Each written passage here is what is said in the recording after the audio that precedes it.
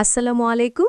সংবাদে আপনাদের সবাইকে স্বাগতম জানাচ্ছি আমি রোজ। শুরুতেই সংবাদ শিরোনাম। ইসরায়েলি বর্বরতা নিয়ে জাতিসংঘে ক্ষোভ ঝাড়লেন বিশ্বনেতারা।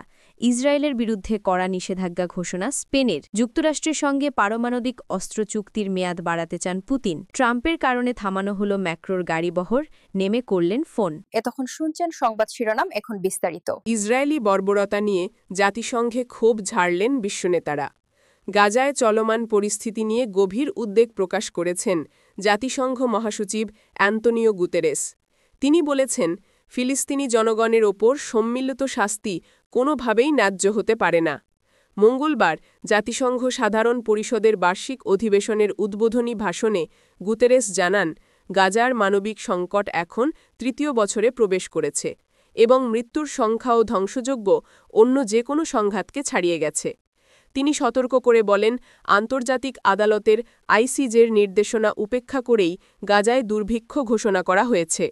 দ্রুত এসব আদেশ কার্যকর করার আহ্বান জানান তিনি। তুরস্কের প্রেসিডেন্ট রিসিপ তাইয়েব এরদোয়ান অধিবেশনে বক্তব্য রাখতে গিয়ে গাজায় চলমান ঘটনাকে গণহত্যা হিসেবে আখ্যায়িত করেন। তিনি ইসরায়েলি সরকারকে দায়ী করে অপরাধীদের জবাবদিহির আওতায় আনার দাবি জানান। এরদোয়ান বলেন, বিশ্বের চোখের সামনে ফিলিস্তিনিদের নিশ্চিহ্ন করা হচ্ছে, শিশুরা হত্যা হচ্ছে, অথচ আন্তর্জাতিক সম্প্রদায় নীরব দর্শকের ভূমিকা পালন করছে। তিনি গাজার ভয়াবহ ছবি প্রদর্শন করে উল্লেখ করেন, এ ভূমি এখন আর মানুষের জন্য নয়, এমনকি পশুপাখি কিংবা উদ্ভিদের জন্য বাসযোগ্য নয়।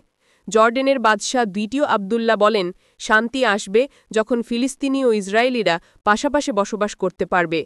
তিনি গাজার উপর 2 বছরেরও বেশি সময় ধরে চলা ইসরায়েলি হামলাকে নির্দয় আখ্যায়িত করে জেরুজালেমে চলমান লঙ্ঘন নিয়ে উদ্বেগ জানান। ইসরায়েলের বিরুদ্ধে কড়া নিষেধাজ্ঞা ঘোষণা স্পেনের।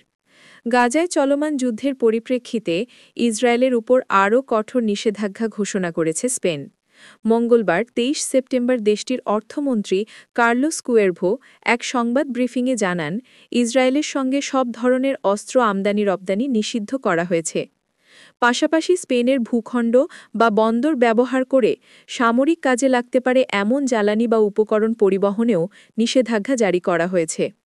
কুয়েরভো বলেন, এই সিদ্ধান্তের মাধ্যমে ইসরায়েলের ওপর রাজনৈতিক ও অর্থনৈতিক চাপ আরও জোরদার করা হলো।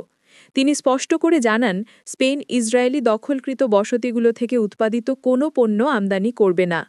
আন্তর্জাতিক আইন ও জাতিসংঘের প্রস্তাবনা অনুযায়ী এসব বসতি অবৈধ উল্লেখ করে তিনি বলেন, এই পদক্ষেপ মানবাধিকার রক্ষা, আন্তর্জাতিক আইন মেনে চলা এবং ন্যায়সঙ্গত শান্তি প্রতিষ্ঠার স্পষ্ট বার্তা বহন করছে। যুক্তরাষ্ট্রের সঙ্গে পারমাণবিক অস্ত্র চুক্তির মেয়াদ বাড়াতে চান পুতিন। যুক্তরাষ্ট্রের সঙ্গে সই হওয়া পরমাণু অস্ত্র নিয়ন্ত্রণ চুক্তির মেয়াদ আরও 1 বছর বাড়াতে চায় রাশিয়া।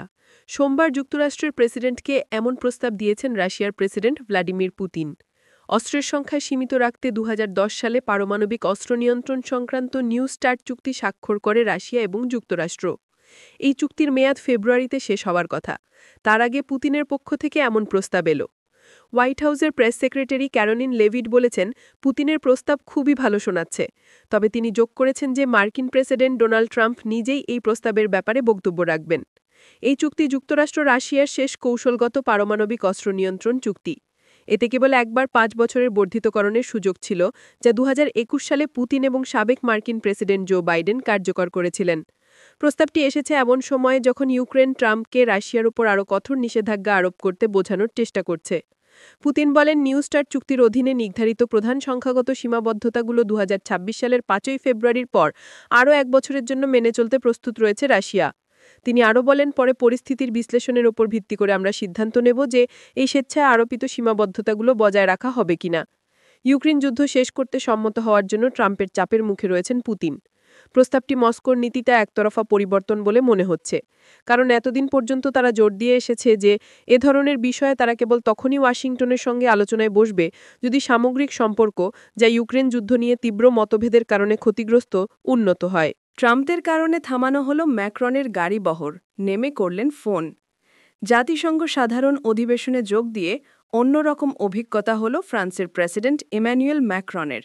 স্থানীয় সময় সোমবার 22 সেপ্টেম্বর রাতে নিউ ইয়র্কে মার্কিন প্রেসিডেন্ট ডোনাল্ড ট্রাম্পের কারণে ফরাসি প্রেসিডেন্টের গাড়িবহর আটকে দেয় ট্রাফিক পুলিশ। এক পর্যায়ে গাড়ি থেকে নেমে পুলিশের সঙ্গে কথা বলেন ম্যাক্রন।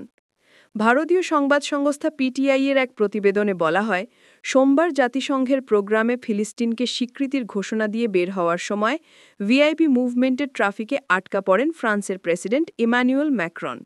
সোশ্যাল মিডিয়ায় ছড়িয়ে পড়া একটি ভিডিওতে দেখা যায়, গাড়ি থেকে নেমে কর্তব্যরত পুলিশ অফিসারকে নিজের পরিচয় দিলেও তাকে যেতে দেয়া হয়নি। সেই পুলিশ জানায়, দুঃখিত মিস্টার প্রেসিডেন্ট ট্রাম্পের বহর আসছে, তা যাওয়া পর্যন্ত অপেক্ষা করতে হবে আপনাকে। তখন ম্যাক্রন হাসতে হাসতে পুলিশ কর্মকর্তাকে বলেন, যদি আপনি গাড়ির বহরটা না দেখে থাকেন তাহলে আমাকে রাস্তা পার হতে দিন, আমি আপনার সঙ্গে দর কষাকষি করছি। রাস্তা পার হতে না পেরে ফুটপাতে বসে আরও এক ধাপ এগিয়ে ম্যাক্রন ফোন করলেন ডোনাল্ড ট্রাম্পকে। ফোন ধরতেই বলেন, জানেন আমি এখন রাস্তায় দাঁড়িয়ে আছি কারণ আপনার জন্য সব কিছু বন্ধ। কিছুক্ষণ পরে রাস্তা খুলে দেয়া হয়। তবে ম্যাক্রন আর গাড়িতে ওঠেননি, ট্রাম্পের সঙ্গে ফোনে কথা বলতে বলতে হেঁটেই যান।